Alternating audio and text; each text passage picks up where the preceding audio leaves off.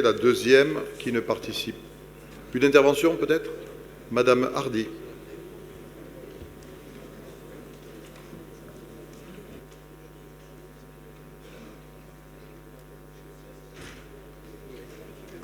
Merci, Monsieur le Président. Chers collègues, les potentialités d'étoiles ferroviaires toulousaines ne sont plus à démontrer. La première étude menée par la région a été l'illustration éclatante. Le réseau structurant des transports du quotidien peut se transformer de façon décisive sur tout le territoire et au bénéfice de tous les habitants de la métropole avec le projet du CERM. Nous allons voter cette étude qui marque l'engagement de l'État et l'alignement en théorie de toutes les parties prenantes pour la construction d'un projet approfondi et complet sur le sujet. Mais on le sait, une étude a beau être complète, son impact dépendra de ce que l'on veut en faire. Et depuis le début, vous tenez un double discours et nous ne sommes toujours pas convaincus de votre réelle motivation. Et la meilleure façon de couler le CERM, c'est de l'inclure dans un projet à plus de 4 milliards d'euros. C'est précisément votre stratégie, Monsieur le Président. Vous avez déjà dénoncé dès le début un projet à plusieurs milliards dans vos interventions. Vous n'avez eu de cesse de demander une extension du périmètre des études avec pour unique objectif, on le pense, d'accroître encore un coût repoussoir. Et pourtant, si une étude globale permettant de définir une cible complète est indispensable, le CERM a une particularité que la troisième ligne de métro n'a pas. Il concerne la totalité de l'étoile ferroviaire, la totalité de la métropole, et une fois le cadre final dessiné, il se démultiplie en une multitude de projets intermédiaires qui chacun contribue à l'objectif final, mais surtout apporte immédiatement des avancées notables à l'ensemble du réseau structurant. Alors pour nous, les études doivent avoir deux objectifs. Le premier, incontestablement, c'est de définir le réseau optimum final avec toutes les dimensions du projet, les investissements ferroviaires, les gares d'échange, l'aménagement urbain, les développements multimodaux. Mais le deuxième objectif est de définir en parallèle des scénarios de mise en œuvre progressifs et immédiats, car le CERM n'est pas un projet à X milliards d'euros. La preuve, il existe déjà en partie. La ligne Arène-Colomiers, c'est déjà un début de CERM. D'autres métropoles comme Bordeaux ou Strasbourg l'ont compris en posant les premières bases de leur CERM et en créant les conditions des premières étapes sans attendre. Et la première étape du CERM, c'est d'ailleurs de créer un centre opérationnel de l'offre partagée entre la région, Tisséo et le département et de soumettre tous les développements à venir à une vision partagée et conforme à un objectif optimisé commun. Alors que la région est motrice, le département s'implique, nous pensons que vous êtes le maillon faible. Tout simplement parce que vous avez choisi la ligne C du métro et que ce choix bloque toutes les capacités financières de la métropole pour des décennies, sans parler des incertitudes, on en a parlé, qui persistent sur le financement de la ligne C elle-même. Alors le fait de ne penser que troisième ligne, pour nous, bloque toute évolution du réseau structurant avec ce projet très coûteux. Et l'enjeu des études que nous votons aujourd'hui, finalement, c'est de penser CERM, d'agir CERM dès maintenant et de refuser le leurre du projet à 4 milliards et d'entrer dans un système CERM en alignant dès maintenant les acteurs du transport public quotidien. Donc ces études doivent déboucher sur des scénarios opérationnels, par étapes, accessibles, échelonnés dans le temps. Et si on n'enclenche pas, alors c'est vrai que je le répète régulièrement, mais rien ne bouge, pas assez vite, et si on n'enclenche pas dès à présent ce processus opérationnel par étapes, il ne se passera rien avant 2030. Alors, Monsieur le Président, 2 ans après le vote à l'unanimité dans cette instance d'un vœu pour la mise en œuvre d'un RER métropolitain, saisissons l'opportunité de cette étude qui doit durer 6 mois. Et nous souhaiterions que vous vous engagiez à proposer, dans le cadre de cette étude, à étudier en priorité un premier choc d'offres pour la mise en œuvre sur la période 2006-2029 dans cette phase de préfiguration. Merci. D'autres interventions? Monsieur Chartier. Oui, Monsieur le Président, Mesdames et Messieurs les élus, intervention un peu complémentaire. Donc la métropole, via cette délibération, propose d'approuver les termes de la convention de financement relative à la phase de préfiguration du CERM de l'agglomération.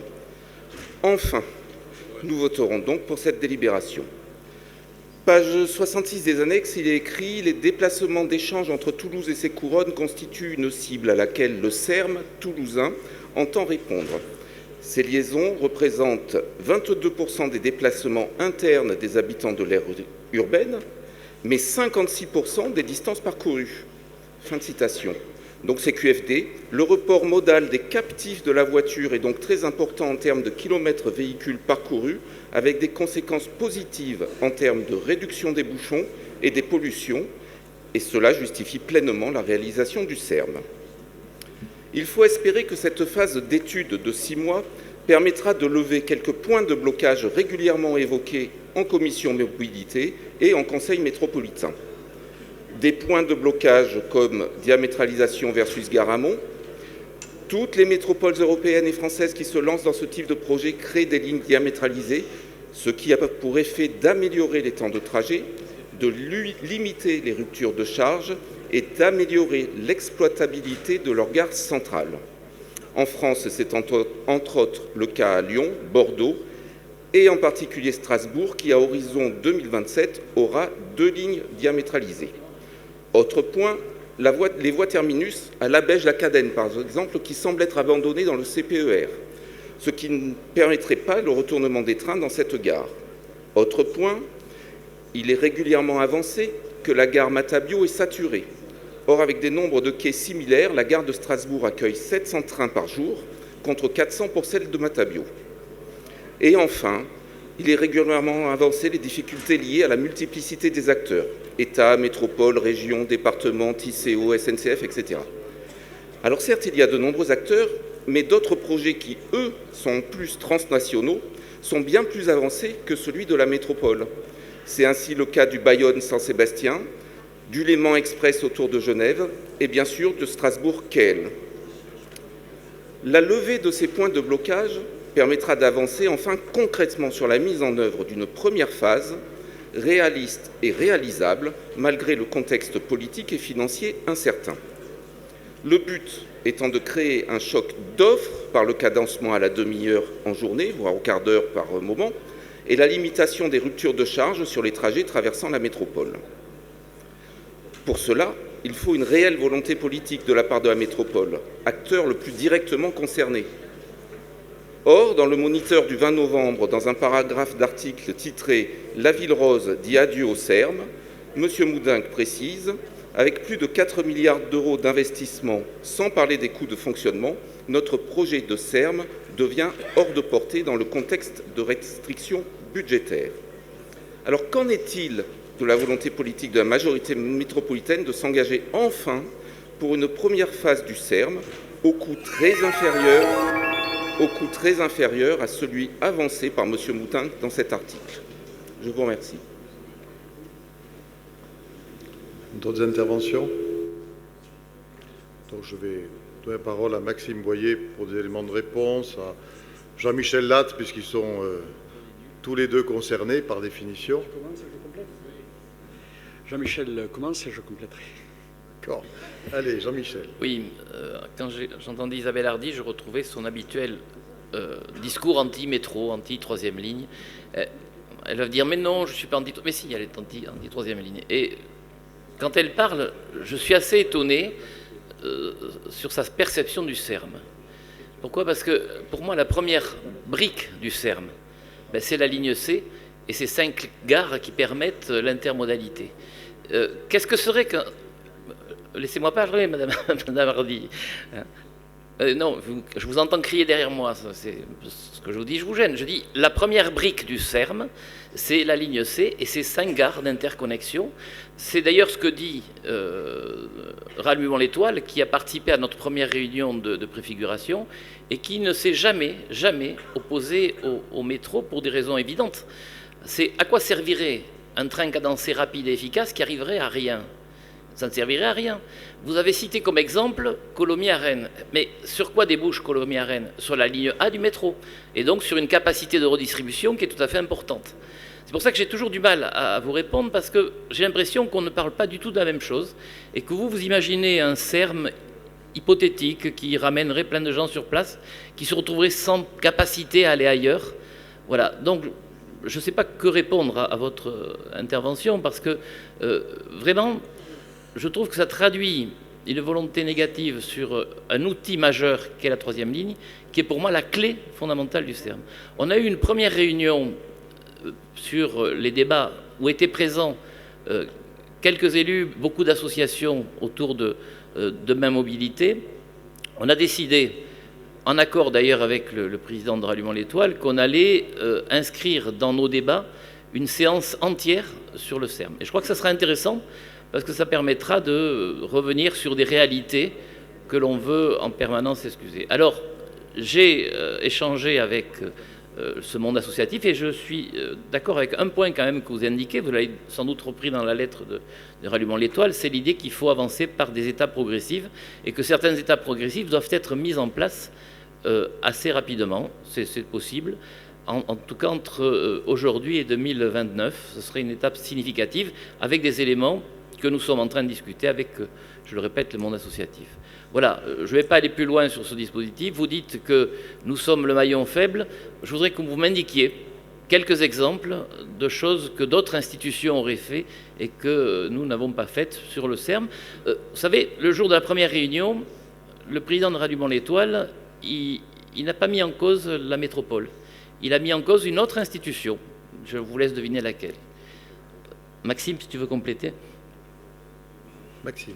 Oui, alors tu as été assez complet, mais peut-être pour quand même rappeler un peu l'esprit à Isabelle Hardy, mais l'esprit de la loi de décembre 2023 sur le CERM, c'est certes un projet ferroviaire, mais le CERM, c'est pas que ça, c'est de multiples autres fonctionnalités, c'est la nécessité de rabattement, c'est la nécessité d'imaginer des lignes express car, c'est la nécessité d'avoir une politique mobilité active avec notamment à Toulouse, sur notre territoire, un réseau express vélo qui se développe et qui vient faire jonction avec ces futurs projets ferroviaires. C'est des pôles d'échange multimodaux qui doivent être attractifs, efficaces et accessibles. C'est une multiplicité de fonctionnalités, le CERM, qui va bien au-delà d'un simple projet ferroviaire. Et c'est pour ça qu'en réalité, vous avez l'ensemble des acteurs qui travaillent ensemble sur ce dossier, conseil régional, métropole, TCO et conseil départemental.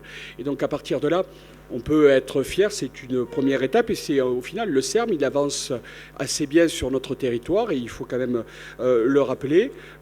Des études aujourd'hui complémentaires vont être en cours avec cette mission de préfiguration. L'objectif c'est de mieux mesurer le report modal potentiel et c'est important d'avoir des idées claires en la matière, d'avoir aussi une analyse sur l'impact carbone de ce projet car on sait qu'il aura un impact carbone donc il faut pouvoir avoir cette analyse, anticiper aussi son impact sur la politique d'urbanisme et l'étalement urbain. En tout cas, l'ensemble de ces éléments qui sont étudiés sont indispensables pour avancer. Et je profite, tout à l'heure tu parlais de Rallumons l'Étoile, il y a un travail de partenariat qui est fait avec eux, ils ont des propositions, on les étudie à travers ces études supplémentaires.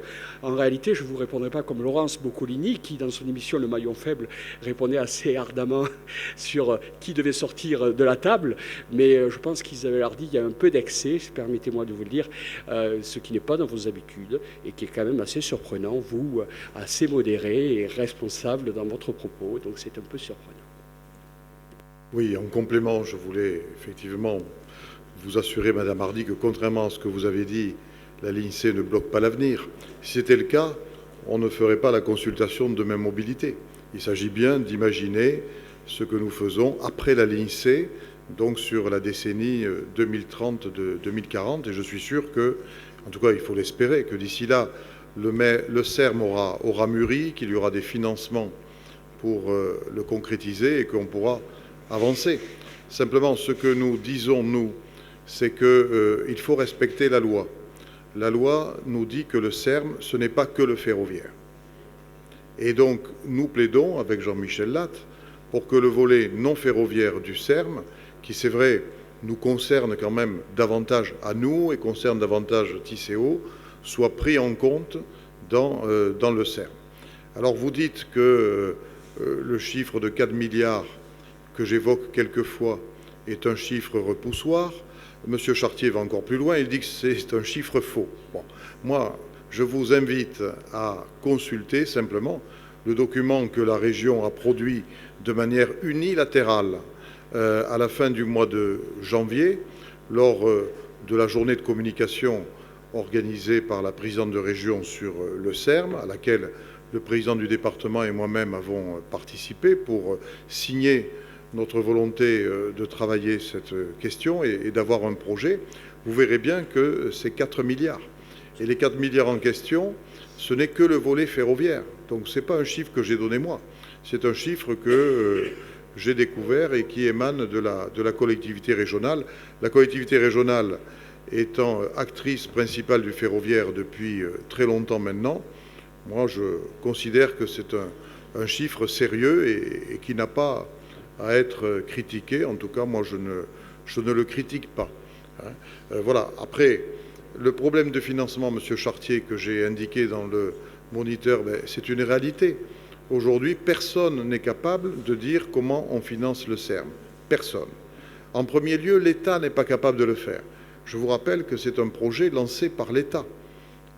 Nous avons eu des déclarations tonitruantes du président de la République il y a 2 ans, en novembre 2022, parlant du RER métropolitain, qui est ensuite devenu le SERM.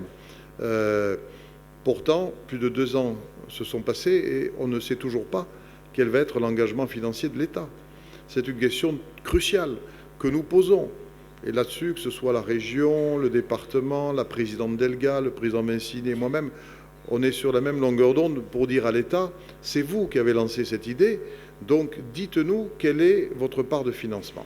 Il devait y avoir une conférence de financement à la mi-2024, elle a été reportée pour des raisons politiques que tout le monde comprend. Le ministre des Transports du gouvernement démissionnaire, il y a quelques semaines, nous a annoncé qu'il y aurait des travaux pour rechercher des financements en 2025. Bien. Je constate que dans le projet de loi de finances qui est avorté, il n'y avait pas de crédit pour le SERM. Donc vous imaginez bien que ça, ce sont des problèmes essentiels. On ne peut pas faire comme si ces problèmes n'existaient pas. Par ailleurs, la présidente de région dit qu'elle a des limites financières, qu'elle ne peut pas faire n'importe quoi. Je crois qu'elle dit la vérité. Nous-mêmes, nous avons des limites financières. C'est la vérité. Le département aussi, malgré le grand volontarisme, et c'est à son honneur d'ailleurs, du président du département sur ce sujet où il ne serait pas obligé d'aller de par la loi. Donc oui, c'est vrai, il y a un problème financier. Et quand vous regardez les différents SERM qui se préparent, vous citez Bordeaux, vous citez Lyon, vous citez Strasbourg, qui sont des exceptions. Et oui, qui sont des exceptions par rapport à la géographie générale des SERM qui se préparent dans une vingtaine de métropoles. Quand vous regardez les SERM des différentes métropoles, vous apercevez que celui qui est le plus coûteux, c'est le nôtre. Donc forcément, le problème financier, qui est un problème général sur ce sujet au niveau national, il est accentué ici parce que le projet est plus coûteux. Donc il faut continuer à travailler ce sujet et je ne peux pas du tout être accusé de manière politicienne comme vous le faites, Madame Hardy, c'est caricatural de bloquer le projet, que rien ne bouge, que ça serait de ma faute. Enfin, qui peut croire un seul instant ce que vous dites, alors que je suis en train de présenter au Conseil de métropole une délibération qui justement a pour but d'avancer et de donner à la Société des grands projets, qui a une expertise spécifique là-dessus, de lui donner une mission pour justement traiter cette question. Voilà. Donc je vous propose, enfin, Monsieur Chartier, allez-y, mais rapidement. Oui, très brièvement. Oui, les 4 milliards d'euros, c'est pour l'ensemble de la chose, mais là, on parle de première phase, d'une part. Oui. On n'est pas sur les mêmes montants. Et dans les annexes de la délibération, page 66 ou 75, les besoins financiers pour la métropole sont chiffrés à 426 millions d'euros de tête, dont 190 millions pour le programme vélo et 127 pour les autres EPCI. On n'est pas... Alors, la part métropole, on n'est pas sur ces montants-là. Et en plus pour un projet global, alors qu'on peut travailler, comme le dit Rallumons l'Étoile, par phase, y aller pas par pas, et dans ces cas-là, on n'est pas sur les mêmes montants. Oui. Et après, arrêter de nous caricaturer en nous opposant avec la 3e ligne de métro. On disait la même chose pour la 3e ligne de métro, c'est-à-dire un phasage, mais on n'est pas contre. Là, et là, on parle de la même chose, il faut phaser les choses en fonction de nos capacités. Je ne vous caricature pas. C'est simplement que vous ne cessez de répéter depuis des années et des années que la 3e ligne empêchera de faire quoi que ce soit après. C'est un mensonge. Ce mensonge, vous le répétez. Eh bien, nous répétons le démenti au mensonge. Voilà. Alors, y aller par étapes, Monsieur Chartier, bien évidemment, on est tous d'accord. Qui peut imaginer le contraire sur un projet à 4 milliards qui, par hypothèse, serait de 4,5 milliards avec la prise en compte de nos propositions? Bien évidemment qu'on ne pourrait y aller que par étapes. Sauf qu'aujourd'hui, Monsieur Chartier, le dossier n'est pas suffisamment mûri, n'est pas suffisamment mûr pour que les étapes soient définies. Personne ne peut aujourd'hui dire la première étape, elle est à tant de millions, de centaines de millions, la seconde à tel volume. Personne ne peut le dire. Ce travail n'est pas encore fait. Voilà. Et donc il doit être fait de manière partenariale.